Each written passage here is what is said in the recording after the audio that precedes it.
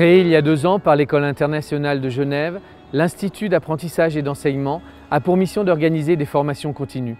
En collaboration avec l'Université de Genève, nous avons mis en place une maîtrise qui commencera en octobre 2013.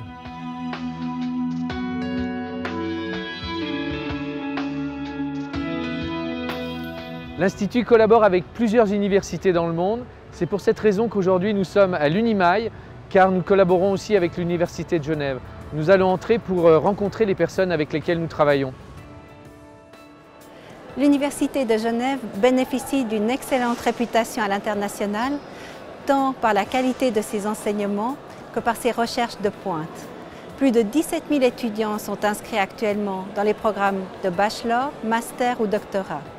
Par ailleurs, la formation continue universitaire accueille plus de 10 000 étudiants dans ses programmes courts, dans ses programmes de certificat, diplôme ou Master of Advanced Studies.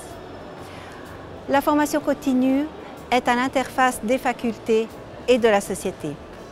Elle répond ainsi aux besoins de qualification et aux besoins de certification des professionnels et du marché de l'emploi. Elle leur permet de renforcer leurs connaissances académiques. Elle leur permet aussi de développer des compétences professionnelles pointues. Nous collaborons activement avec les partenaires concernés. Et dans ce sens, le Master of Advanced Studies en éducation internationale et recherche est exemplaire. Créé en étroite collaboration avec l'École internationale de Genève, il permet à des professionnels de l'enseignement, de l'éducation, de la formation, de s'inscrire dans un processus d'apprentissage tout au long de la vie, démarche essentielle pour ces métiers en évolution. En ce qui me concerne, ça fait presque 10 ans que je suis prof, donc j'ai envie de réfléchir à ma pratique professionnelle, redevenir étudiant. La faculté de psychologie et des sciences de l'éducation réfléchit depuis quelques années au lancement d'une maîtrise en études avancées en éducation internationale et recherche. Ce partenariat avec l'École internationale de Genève nous permet de concrétiser ce projet passionnant.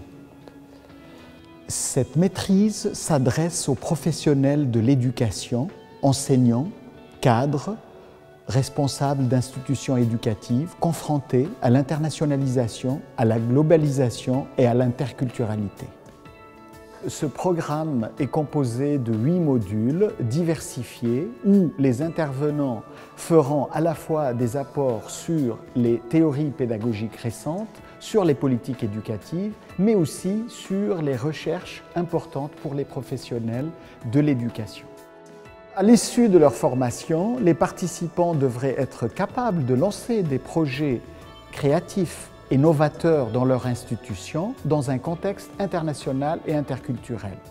Ils seront également aptes à lancer des recherches liées à leur pratique professionnelle.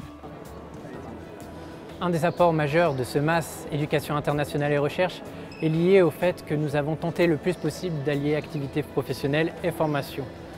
En effet, la plupart des participants à cette formation sont en emploi.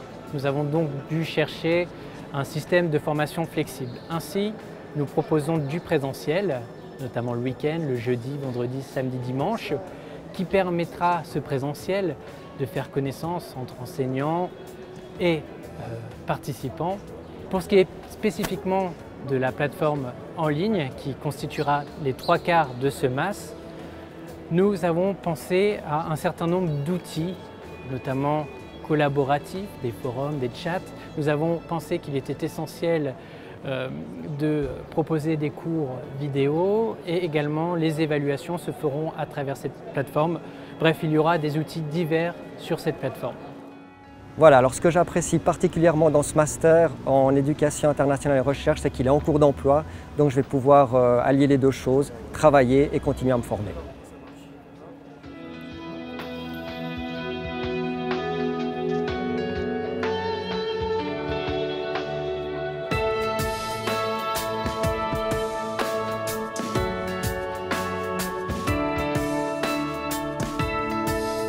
Le phénomène culturel se tient au cœur du module 6. En tant que professeur à l'Université de Colombie-Britannique, dans la ville de Vancouver, au Canada, je pourrais apporter dans cette discussion la diversité des expériences et des recherches qui ont été faites au sujet du multiculturalisme, comme il a été expérimenté au Canada et en Europe.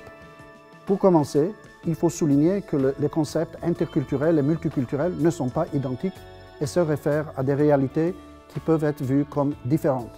Nous problématiserons ces différences durant les discussions.